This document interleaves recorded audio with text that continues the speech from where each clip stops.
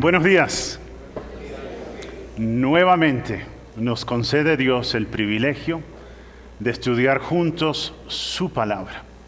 Vamos a darle gracias a Dios por ese privilegio y pedirle su ayuda a fin de poder comprender lo que estudiamos en esta mañana. Vamos a orar. Padre, gracias por tu palabra. Tu palabra es poderosa, tu palabra es vigente. Lo que más necesitamos hoy es escucharte a ti. Gracias por la claridad con la cual hablas. Gracias por permitirnos estar aquí reunidos. Estamos a la expectativa de lo que tú quieres enseñarnos. Y no solamente queremos escuchar, no solamente queremos entender, queremos ser transformados por el poder tuyo. Gracias porque ese es el propósito tuyo. Danos la disposición de cambiar. Gracias por este tiempo, en el nombre de Jesús. Amén. Les invito a abrir sus Biblias a Lucas capítulo 11. Seguimos estudiando este registro de la vida del Señor Jesús. Nuestro tema hoy es el sinsentido de reformarse a uno mismo. También vamos a hablar de la señal de Jonás y qué quiere decir eso. Iniciamos hace 8 días el estudio de una sección en la cual el tema es el origen del poder de Jesús. ¿Con qué autoridad hacía Jesús lo que él hacía? Los enemigos del Señor, al ver que él sanó a un endemoniado, le acusaron de estar obrando bajo el auspicio en el poder de Satanás. El problema de quienes se oponían a Cristo no era falta de evidencias del poder de Dios, porque abundaban las evidencias de que Jesús obraba en el poder de Dios. Entonces su resistencia, su oposición a Jesús no se debía a que no habían visto a Jesús obrar, sino que habían decidido no creer. Su problema era incredulidad. Rehusaban reconocer que Jesús es el Hijo de Dios, el que vino al mundo para entregar su vida a fin de rescatar a pecadores de la condenación. Quienes se oponían a Jesús no querían creer de dónde venía ni qué vino a hacer. Habiendo escogido negar el hecho evidente de Dios actuando en Jesús, a través de Jesús, le pidieron una señal de su autoridad. Cristo respondió que el razonamiento de ellos era ilógico, que era contradictorio y que ignoraba la realidad. Dios es más poderoso que Satanás y es por eso que Jesús pudo echar fuera demonios. No había ninguna otra explicación. Dios es más fuerte que Satanás y al echar fuera demonios, Jesús estaba demostrando que actuaba en el poder de Dios. Eran más bien los opositores de Jesús quienes actuaban en el poder de Satanás. O sea, Jesús les dijo, yo sé cuál es el poder detrás de lo que yo hago. Son ustedes los que están acusándome a mí de actuar en el poder de Satanás, son ustedes los que en verdad son culpables de eso. Por cierto, es imposible ser neutral en cuanto a Cristo. Es imposible al tiempo considerarlo bueno o admirarlo y a la vez negar su autoridad para regir cada aspecto de mi vida. Yo tengo que tomar una decisión en cuanto a Jesús. Y el rehusar tomar una decisión es lo mismo que negarle. No puedes ser neutral en cuanto a Jesús. ¿Lo admiras? ¿Piensas que Jesús fue un buen hombre? Bueno, si piensas que fue un buen hombre, debes tomar en consideración lo que Él dijo. Y Él dijo que Él vino para que todos creyeran en Él y le entregaran el control de sus vidas. O es el Señor y el Salvador de tu vida, a quien debes conocer, amar y seguir, o no vale la pena ponerle cuidado porque es un impostor. Entonces, ¿quién es Jesús para ti? ¿Qué decisión has tomado en cuanto a Jesús? O si has postergado el tomar una decisión en cuanto a Jesús, tómala hoy mismo.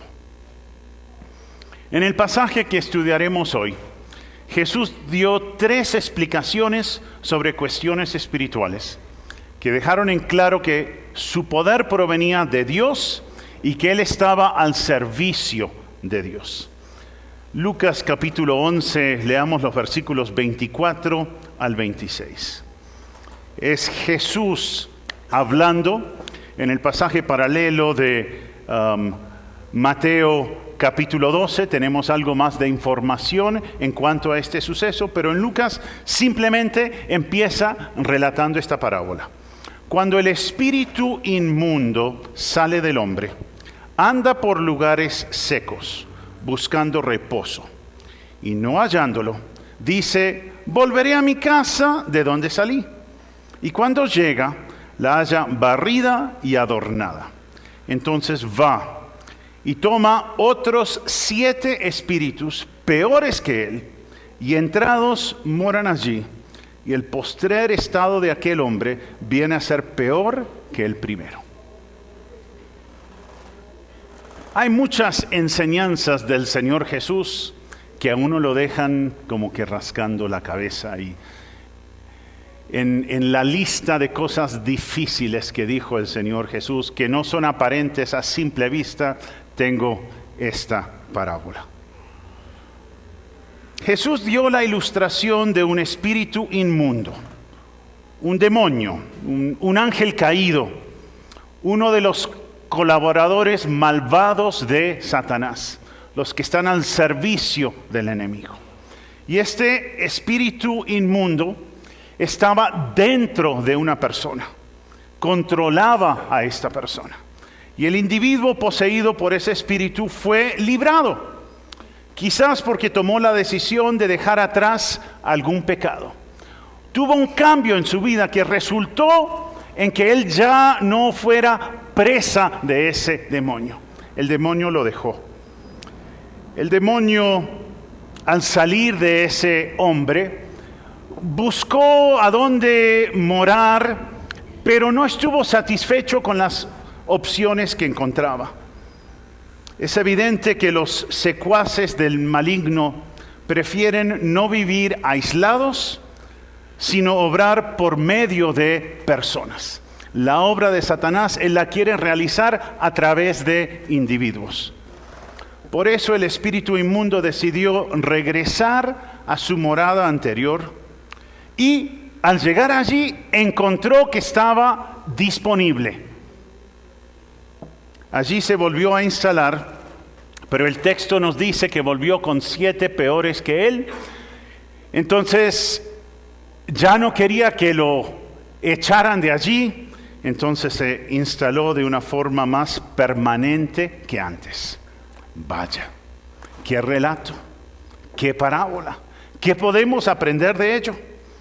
La lección es que la sola reforma de una vida, los cambios superficiales, no son suficientes para lograr la paz con Dios.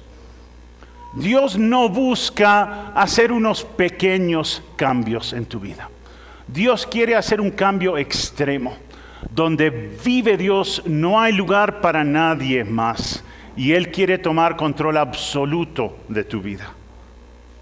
La sola reforma de una vida, cambios superficiales, no son suficientes para lograr la paz con Dios. La persona de esta parábola fue librada de una posesión demoníaca, pero no lidió con su problema de fondo, que es la separación de Dios. El peor problema de este individuo no era que estaba poseído por un demonio. El peor problema de este individuo era que estaba lejos de Dios, no era una persona salva. Entonces lidió con un problema menor, pero dejó a un lado el problema mayor. Dios quiere que lidiemos con todos nuestros problemas, en todos los frentes. Pero cuando lidiamos con un problema menor y obviamos el problema más grande, realmente el cambio, la transformación va a ser de muy poca duración. No era una persona salva, no entregó el control de su vida al Señor, pues el alivio solo fue temporal y su estado posterior fue peor que su situación inicial. Había ido este individuo de Guatemala a Guatepeor. Estaba poseído por un demonio. Un demonio parece no de los malos, sino malo. Pero después fue poseído por uno medio malo y 7 malos. Entonces imagínense la pobre condición de esta persona. Y cómo es el contraste que nos pone el Señor Jesús, que por aliviar un problema, pero no hacerlo de una forma correcta, terminó 8 veces peor de lo que había empezado. ¿Nos damos cuenta de cuán terrible fue el estado posterior de este individuo? ¿Hay un mensaje para este grupo? Yo estoy convencido que sí. Al año tenemos la oportunidad en esta iglesia local, en Noroccidente, de conocer a unas 200 personas. En promedio, 4 personas por semana vienen a visitarnos. Eso es mucha gente. Eso es más personas de las que estamos aquí hoy. 200 personas en el transcurso del año vienen a visitarnos por primera vez. Por la gracia de Dios, muchos entregan sus vidas a Cristo y dan evidencias claras de una nueva vida. Y al mirar este auditorio veo a muchos que recuerdo cuando llegaron por primera vez sin entender el Evangelio, estudiaron la Biblia, Dios les salvó y fueron transformados y hoy están creciendo para la gloria de Dios. Pero obvio no son las 200 personas que llegan, que entregan sus vidas a Cristo. Y obviamente las cifras son redondas y algunas personas que llegan a visitarnos también son creyentes. Pero más o menos 200 personas sin Cristo llegan al año. Algunas, unas pocas, o mucho menos de lo que quisiéramos que fuera, entregan sus vidas a Cristo. Pero muchos otros, y es la mayoría, solo logran un alivio temporal de sus problemas. Quizás completan el curso vida y entienden el plan de salvación. Quizás se congregan durante un tiempo. Quizás aún se bauticen. Realizan algunos cambios en sus vidas. Abandonan algún vicio. Muchos han venido aquí diciendo es que no puedo controlar lo de la droga, no puedo controlar lo del trago y está destruyendo mi vida y la vida de mi familia. Y nos sentamos y le aconsejamos y abrimos la Biblia y pasamos tiempo haciendo seguimiento. Y luego de un tiempo dicen, uy, ha mejorado mi vida y he dejado el trago y eso ha tenido buen resultado en mi matrimonio. Y decimos, gracias a Dios por eso. Pero Dios quiere más que eso. No solo que abandones el vicio, sino que le entregues tu vida y que conozcas personalmente a Dios. Y puede haber cambios superficiales sin que haya un cambio de fondo. Y nos equivocamos si damos la impresión de que lo que Dios quiere es hacer unos ajustes pequeños a tu vida. No, lo que Dios quiere es transformarte de forma radical. Entonces, reconocemos con tristeza que Dios nos permite compartir la palabra con muchas personas. Pero al parecer, la palabra de Dios no afecta todas las vidas de las personas con quienes compartimos la palabra. Algunos vienen y dicen, es que estoy sin empleo y me van a botar del apartamento y no sé qué hacer, oren por mí. Llegan, oramos para que consigan un trabajo. Y en ese tiempo que están desempleados, vienen los domingos, vienen los martes, vienen a reunión de damas y consiguen un trabajo y bye bye. Y no digo que Dios no haya obrado en su vida, porque aún conseguir un empleo es por pura misericordia de Dios. Pero demasiadas veces vemos que la gente se conforma con menos de lo que Dios quiere para sus vidas. Luego de un tiempo se desaniman, quizás alguien lo miró feo, o quizás el tinto estaba muy frío, yo no sé, o Quizás al niño no le gustó la escuela dominical, no sé, hay muchas cosas que pueden suceder, pero se desaniman, se enfrían, se van, se vuelven muy ocupados. Es que todos tenemos mucho que hacer. Pero después, ¿y dónde está fulano? No, yo lo llamé y dijo que estaba ocupado.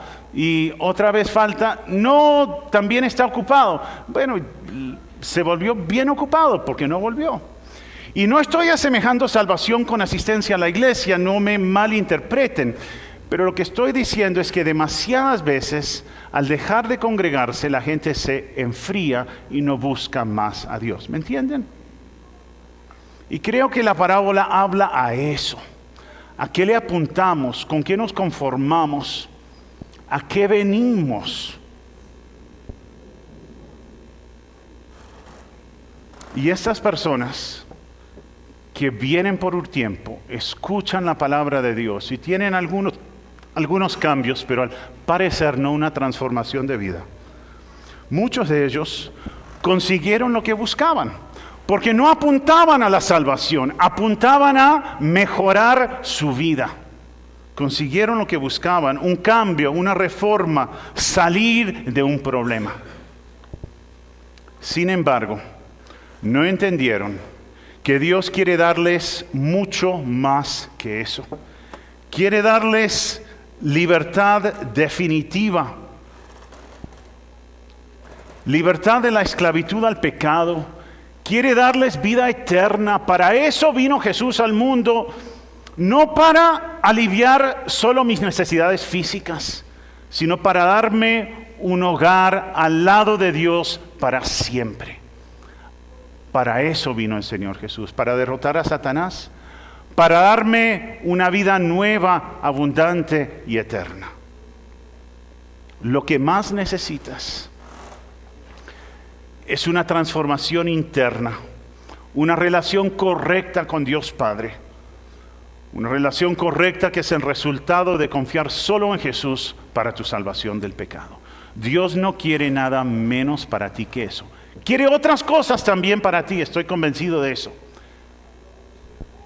Pero si consigues otras cosas y no tienes una relación personal con Dios, el perdón de tus pecados y vida eterna, no has obtenido lo que Dios quiere para ti. Hoy te invitamos a la reflexión. ¿A qué vienes? Esto no es para decir no vengas, sino para preguntarle, ¿a qué viene? ¿Eres salvo? ¿Eres salva? ¿Está obrando Dios en tu vida? ¿Tienes una relación con el Señor que va en crecimiento? No juegues a ser cristiano. Corres el peligro de convencerte que lo eres sin serlo. Y queremos dejar muy en claro, uno no deja de estar lejos de Dios porque asistió a una iglesia local. A veces nosotros decimos, bueno, ¿quiénes son los que vienen por primera vez? Y decimos, vamos a orar por su salvación. Eso no quiere decir que si llevas 20 años congregándote, no queremos orar por tu salvación, pero nos enfocamos en las necesidades de los que recién estamos conociendo, ¿sí? Pero nunca creas que por venir seguido a las reuniones, eres salvo. La única forma de ser salvo, de ser salva, es poniendo toda tu confianza de salvación solo en la obra del Señor Jesús. ¿Eres salvo? ¿Eres salva? No juegues a ser cristiano, porque el que juega a algo termina muchas veces creyéndose el papel que asumió. Lograr cambios superficiales sin una transformación interior te deja expuesto a cosas peores de las que ya has sido liberado.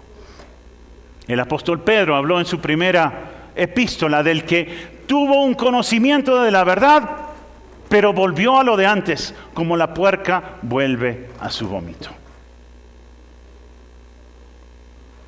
No te conformes con nada menos de lo que Dios quiere darte.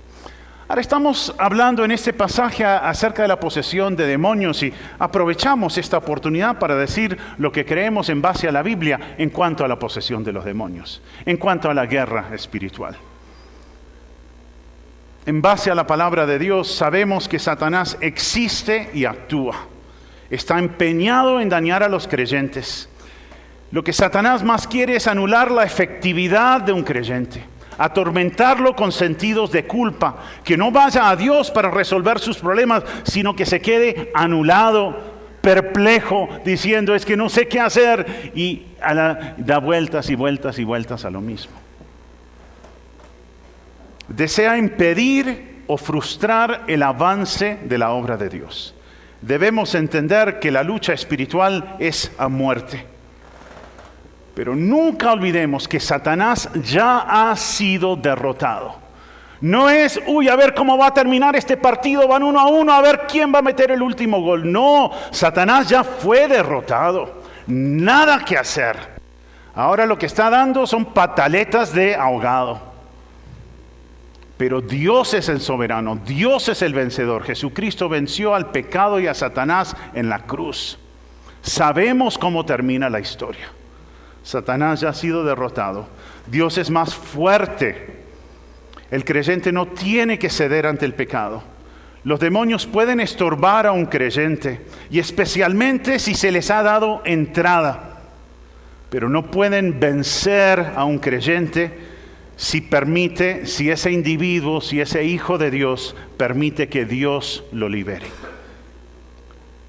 Entonces, la recomendación es esta: vive consciente de la lucha, pero enfócate en el vencedor más que en el enemigo.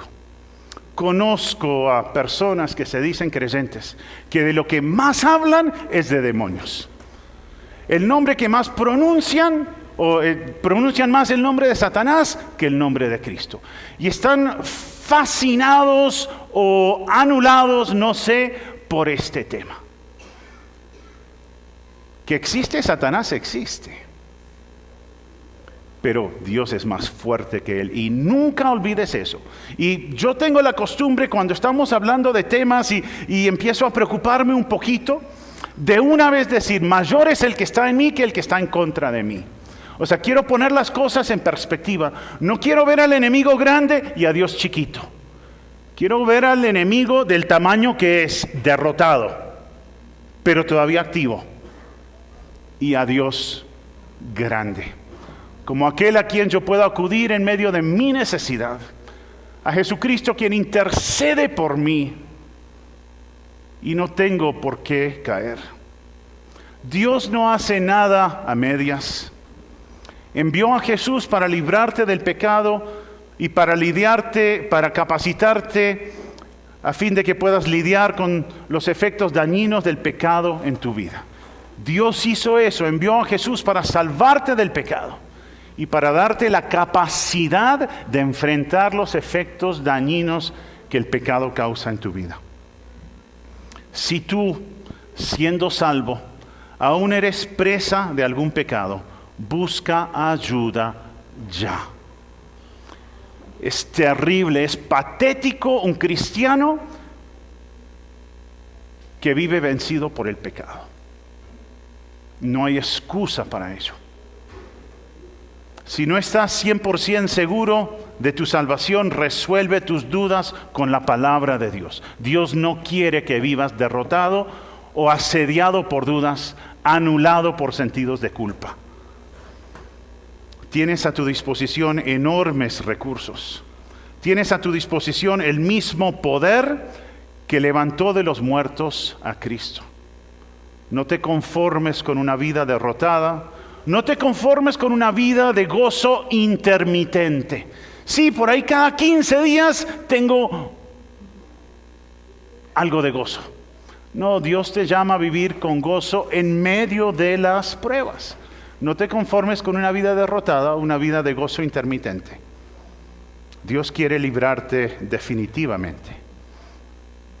No tengo excusa entonces. No tengo excusa que valga para el estancamiento o el poco crecimiento. Dios quiere que yo crezca en la gracia. Versículos 27 y 28 de Lucas 11.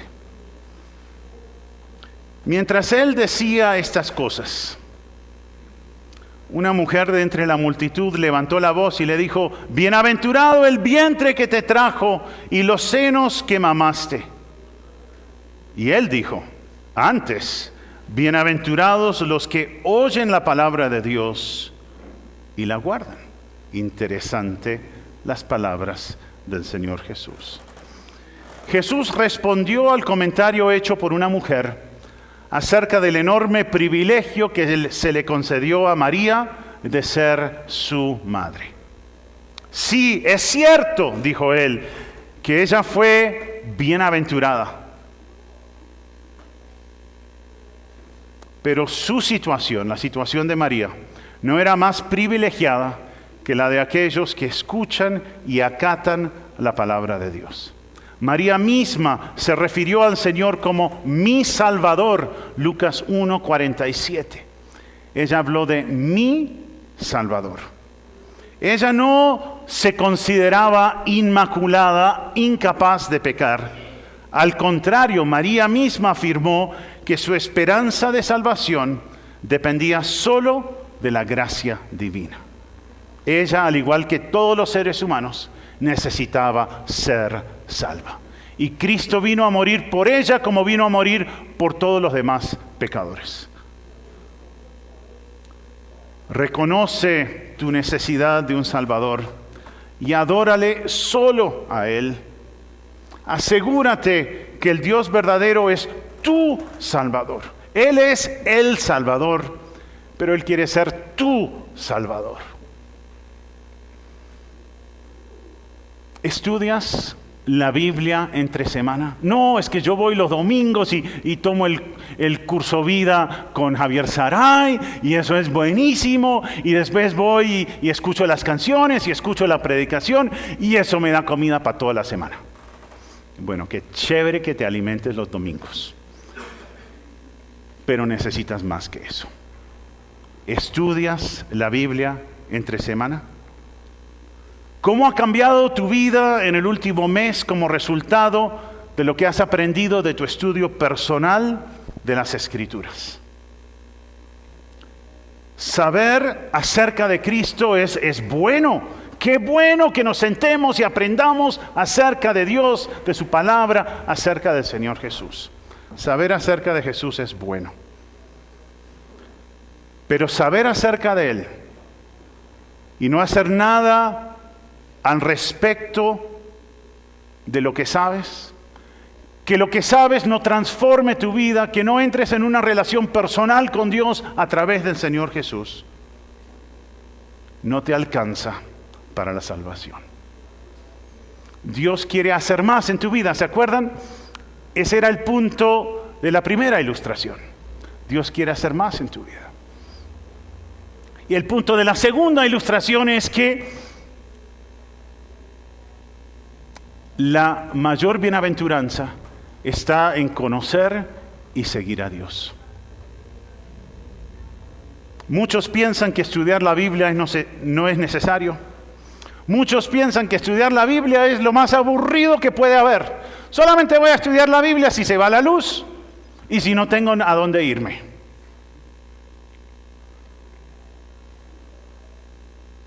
Pero no hay nada mejor que saber quién es Dios, que enterarme de lo que ha hecho Dios en la historia, de saber qué le agrada a Dios y además recibir la capacidad de sujetarme a Dios, de obedecerle.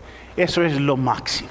Tener una correcta relación con el que hizo todo, con el juez de los vivos y de los muertos, con el único que me ama lo suficiente como para haber entregado la vida de su Hijo por mí cuando aún era pecador. No hay nada más maravilloso que andar con Él. Todo eso resulta solamente de pasar tiempo con Dios, meditando en su palabra. No hay un atajo para el crecimiento espiritual. Requiere tiempo y disciplina personal. Pero te aseguro esto, y es el punto de la segunda ilustración. El gozo verdadero proviene de la obediencia a Dios. No hay otra forma de tener gozo en tu vida que andar con Dios. Si no andas con Dios, lo mejor que puedes hacer es andar de tumbo en tumbo. El gozo verdadero es el resultado y resulta únicamente de andar con Dios, conociéndole, amándole, arrepintiéndome de mis pecados, siendo transformado en mi carácter por el poder de Dios, venciendo la tentación y viendo a Dios obrar en mi vida. Eso es lo que produce gozo. Nada más te va a producir gozo. ¿Vives con gozo? ¿Te consideras bienaventurado? Jesús, al responder a esta mujer, dijo: antes, bienaventurados los que oyen la palabra de Dios y la guardan. Esos son los verdaderamente felices. Esos son los verdaderamente dichosos en la vida. ¿Tú eres de ellos? Los que escuchan la palabra de Dios y la guardan. Si la escuchas y la guardas, eres bienaventurado y vives con gozo. Si no vives con gozo es porque no has puesto la atención que debes poner a la palabra de Dios. ¿Vives agradecido con Dios? ¿Hablas con tus conocidos acerca de la dicha de tener una relación personal con Dios por medio del Señor Jesús?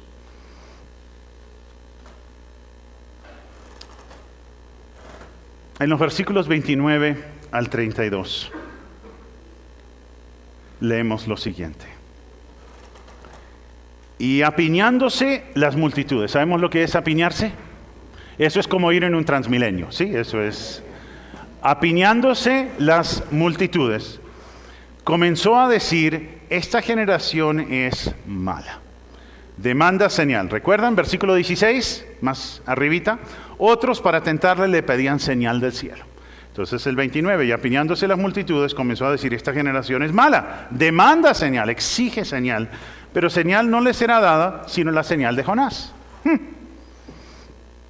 Porque así como Jonás fue señal a los ninivitas, también no será el Hijo del Hombre a esta generación.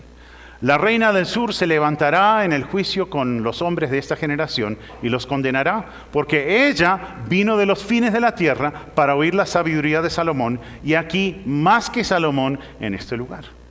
Los hombres de Nínive se levantarán en el juicio con esta generación y la condenarán, porque a la predicación de Jonás se arrepintieron, y aquí más que Jonás en este lugar. Jesús se refirió a la perversidad de exigir una señal. O sea, ¿qué más querían? Habían visto a Jesús sanar a un endemoniado, expulsar a un demonio, y decían: pero no nos alcanza. Haga algo más grande todavía, como hacer que el sol se pare o que la luna se pase de acá para allá, jugando con Jesús. Y él dice: yo no vine a satisfacer sus caprichos. ¿Qué más grande que la sanidad de un endemoniado? ¿Qué dijo Jesús? Y esto es fabuloso, porque lo que venimos estudiando es que necesitamos meternos en la palabra. Y Jesús dice: esta generación mala exige una señal. Pero ¿qué les voy a decir? Lean sus Biblias. Eso es lo que dijo Jesús. Y ante nuestras inquietudes, ante nuestros problemas, ¿cuál es la respuesta? Abra su Biblia, léala, comprenda la voluntad de Dios. Lo que no entiende, pregunte, pero aprenda de Dios. Dios siempre dirige nuestra mirada a su palabra. Ya lo que nos tenía que decir nos lo dijo. Hay pruebas suficientes en la palabra de Dios del poder del Señor, de su capacidad para salvar, de la certeza del juicio divino sobre quienes rehúsan aceptar el perdón que Él les ofrece. El poder para salvar, ¿saben dónde se encuentra? No es en los himnos que cantamos, no es en los equipos que nosotros usamos, no es en la bella silletería que les ofrecemos cuando vienen a las reuniones. ¿Saben dónde se encuentra el poder para salvar? Miremos Juan 6:33, Juan 6:63. ¿Dónde está el poder para salvar? No es en moverles las emociones, no es en hacerles sentir culpables, El verdadero poder para salvar se encuentra en la palabra de Dios. Por eso a Jesús proclamamos y a Él crucificado, esperando que las personas se reconcilien con Dios. Juan 6:63, el Espíritu es el que da vida, palabras de Jesús. La carne para nada aprovecha, o sea, no nos puede dar la vida eterna. Las palabras que yo os he hablado son espíritu y son vida.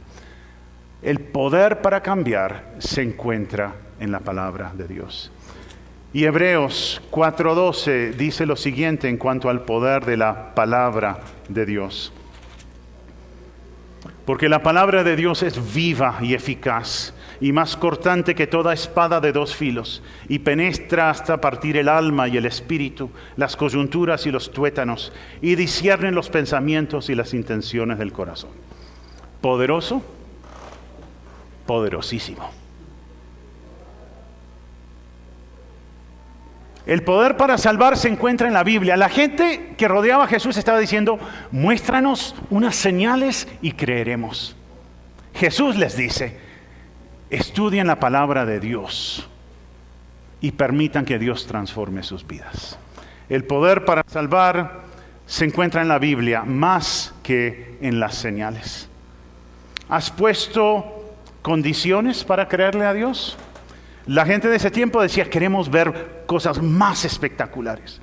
¿Tú has puesto condiciones para creerle a Dios? Ojo con no poner cuidado a las señales que ya te ha dado.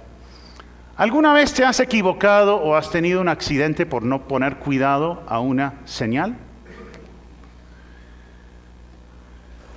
A gente, es que dígame usted, ¿dónde dice que yo no puedo girar a la derecha? Mire, señor, ahí 5 métricos atrás. Sí, tiene toda la razón. No poner cuidado a las señales nos puede costar. ¿Te ha costado no poner cuidado a las señales alguna vez?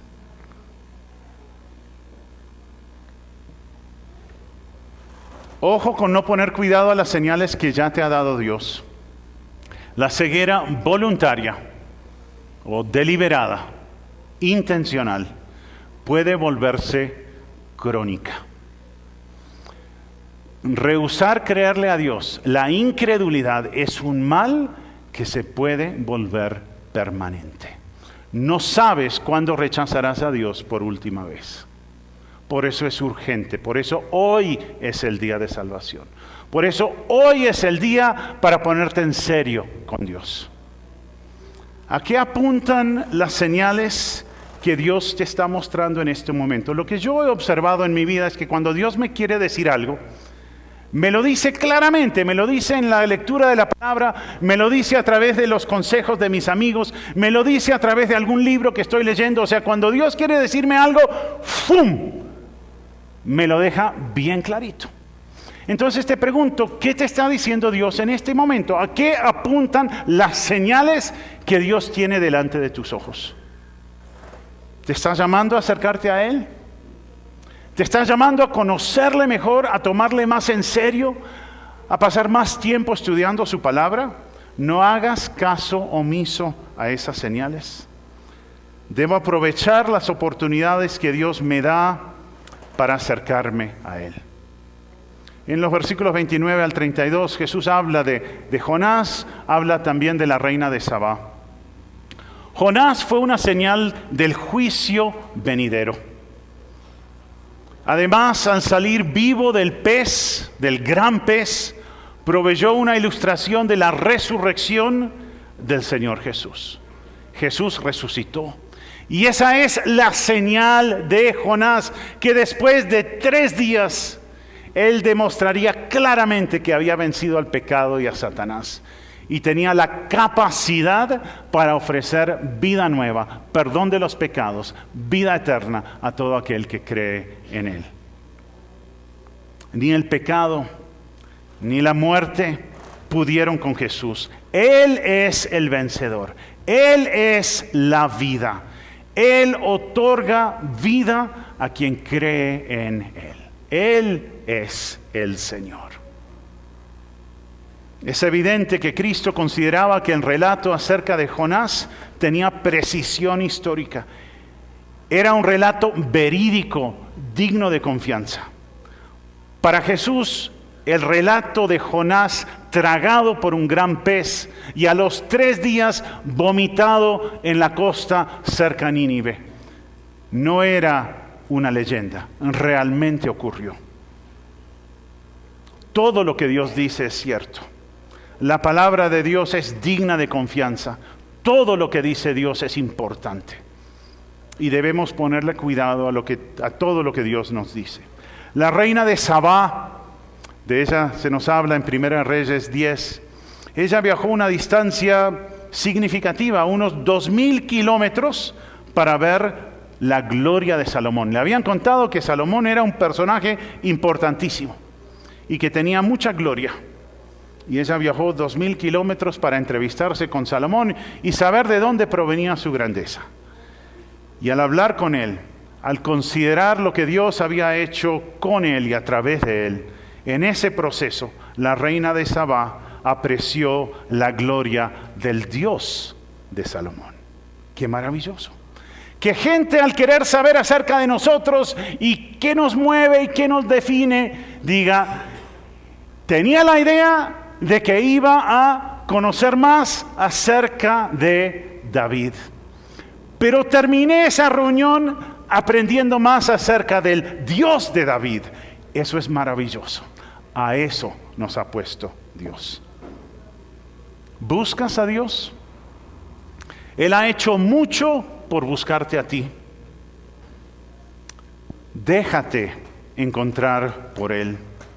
¿Conoces personalmente a Dios? Ser hallado por Él y llegar a conocer a Dios es lo mejor que te puede pasar. Aprecia, valora por encima de todo lo demás la gloria de Dios, el esplendor de Dios, su magnificencia al crear todo lo que vemos, su bondad al amarnos cuando aún éramos pecadores al punto de enviar a su Hijo a morir por nosotros. Aprecia, valora por encima de todo lo demás la gloria de Dios. Jonás no quería que los ninivitas se arrepintieran. Imagínense eso. Un predicador del evangelio que dijo, no, yo no quiero que esa gente se salve, mejor se pierden. ¿Qué tal ese predicador? ¿Qué les parece? ¿Usted lo programaría para predicar el próximo domingo? No, ¿qué va? Cuán egoísta era Jonás, ¿verdad? ¿Tienes la misma actitud de Jonás hacia algunas personas? Hay algunos que dicen, mejor que se queme. ¿Has tenido esa actitud? No, yo nunca diría eso.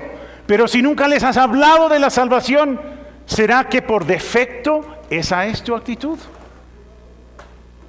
¿Te complaces en la condenación de ciertos individuos? ¿Tu indiferencia a su necesidad indica eso? Dios no quiere que ninguno se pierda. Su plan de salvar al mundo te incluye a ti y a ti y a ti y a ti y a ti. El plan de salvar al mundo te incluye a ti. Dios quiere que seas salvo. Dios quiere que hables acerca de Él. ¿Te has arrepentido genuinamente de tu pecado? Dios se deleita en perdonar a quien le confiesa a Él su necesidad de salvación. Entonces, si tú quieres ser salvo, puedes ser salvo ahora mismo. Es solo decirle, Dios, yo quiero ser salvo, muéstrame cómo. Y sería un privilegio mostrarte con Biblia en mano cómo puedes tener paz con Dios. Al que a mí viene, dijo Jesús, no le echo fuera. Solo en Jesús hay salvación y vida. Conoce a Jesús. Ama a Jesús. Sigue a Jesús. Él quiere librarte de verdad. Y solo Él puede hacerlo. Y la mayor bienaventuranza está en oír y acatar lo que Dios dice. Espero que ese sea el caso tuyo hoy. Oremos. Padre, gracias por tu palabra.